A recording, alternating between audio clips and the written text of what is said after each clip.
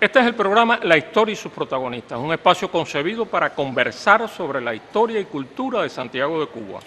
Hoy vamos a hablar sobre los músicos de la catedral, un tema medular para la historia de la música cubana.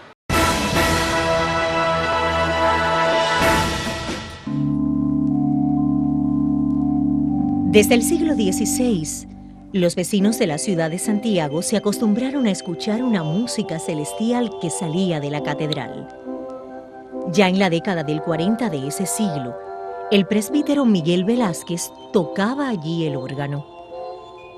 En 1586, los corsarios franceses que asaltaron la ciudad encontraron en la catedral y en el convento de San Francisco órganos, los cuales debían acompañarse con el canto llano y el empleo de otros instrumentos. En 1764 llegó a Santiago de Cuba Esteban Salas, quien convertiría la capilla de música de la catedral en una suerte de conservatorio, labor por la que algunos lo consideran en nuestros días el padre de la música culta cubana. La obra musical de Esteban Salas fue continuada en la catedral santiaguera por Juan París, Cratilio Guerra, Laureano Fuentes y Rodolfo Hernández, todos músicos de excelencia que consolidaron nuestro patrimonio musical hasta los umbrales del siglo XX.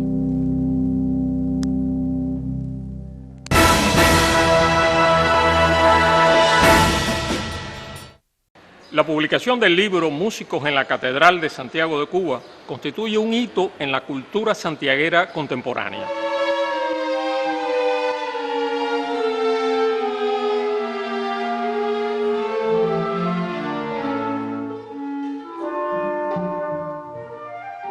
Cratilio Guerra Sardá fue un compositor santiaguero que desarrolla su labor hacia la segunda mitad del siglo XIX.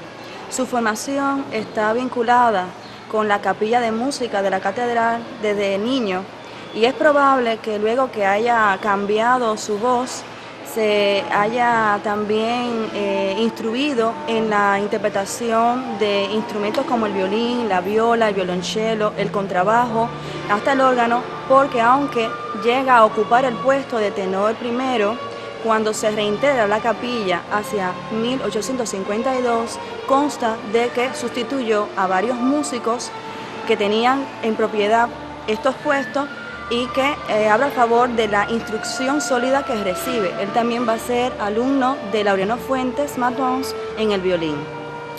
Hacia 1852, él inicia su labor en la capilla como tenor, pero paralelamente a este desempeño, él va a estar vinculado a la música de salón, a la música de teatro, porque acudía a estos centros para interpretar el piano, sus danzas. Escribió algunas danzas para piano y de ellas hemos encontrado hasta el momento 9. O sea que es un compositor que va a vincular lo sacro con lo profano.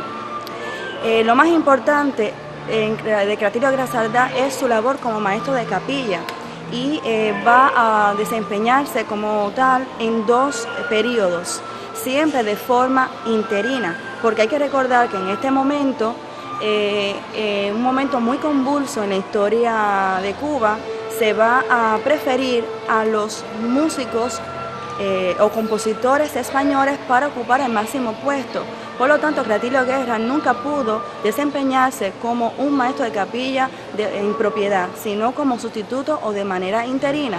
En la primera etapa de maestría de capilla fue de 1865 hasta 1868 y la segunda etapa va a transcurrir entre 1874 a 1878.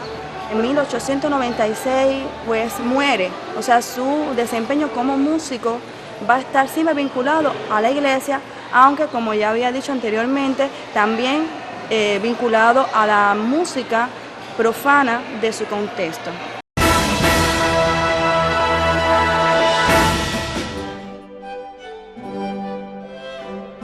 El hallazgo de las partituras de Esteban Salas en el archivo de la Catedral de Santiago de Cuba por el novelista Alejo Carpentier en el año 1944, en el curso de la investigación para su libro La música en Cuba, marcó el punto de partida de un proceso de búsqueda sobre la vida y la obra del maestro de capilla de música de nuestra catedral, Esteban Salas. Algunos años más tarde, el musicólogo Pablo Hernández Balaguer, desde el Departamento de Música de la Universidad de Oriente, continuó la investigación sobre la formidable historia de la capilla de música y la obra de Esteban Salas. Hoy este proceso de investigación iniciado por Carpentier alcanza un momento significativo con la publicación del libro Músicos de la Catedral de Santiago de Cuba, siglos XVI al XIX, el cual agrupa textos de 5 brillantes musicólogas. En su prólogo al libro ha escrito la doctora Olga Portuondo. Por la lectura de las investigaciones hechas a 10 manos, recogidas en este libro, se deduce el papel desempeñado por la primigenia institución eclesiástica en la musicalidad de la ciudad de Santiago de Cuba y su contribución a la educación armónica y a la original cadencia de instrumentistas y compositores.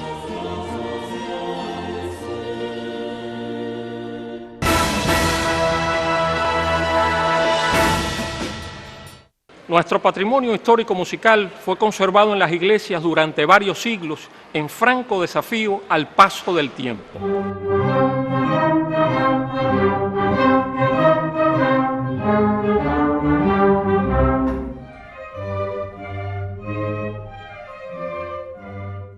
Laureano Fuentes Matón fue un importante músico santiaguero del siglo XIX. Fue profesor, compositor, violinista y un destacado intérprete. Tuvo su espacio en la capilla de la Catedral de Santiago de Cuba como director de la orquesta y como violinista principal. Compuso muchas obras para el oficio y se desarrolló en diversos espacios de la ciudad. Fue director de la Orquesta del Teatro, de la Orquesta de la Filarmónica. Intercambió entre los espacios tanto de la catedral como de fuera de los muros de la catedral. Hacia 1854 ya era censor de los músicos en la oposición a las plazas. En su haber tiene muchas misas, letanías, invitatorios. Desarrolló espacios como tertulias en su propia casa donde se intercambiaban experiencia e intercambiaban los músicos sus interpretaciones. Compuso la ópera La hija de Yesté, una ópera que en su momento no tuvo la acogida que él pensaba que debía tener, y esa ópera la rehace con otro nombre que se llamaba Seila. Esa ópera no se estrena hasta entrado el siglo XX, que se estrena por su hijo y algunos compositores que querían revivir su memoria. Además de su obra religiosa, tiene mucha música profana, escribió mucha música para el violín, que era su instrumento preferido, música para voz y piano, música para tríos, para orquesta y música popular bailable que tenía mucha aceptación en las orquestas de la época. Los periódicos de la época recogen comparación entre las obras que desarrolló para la música popular Laureano y otros compositores y directores de orquesta, como que causaban furor las composiciones de danzas y contradanzas dentro de los festejos de la ciudad.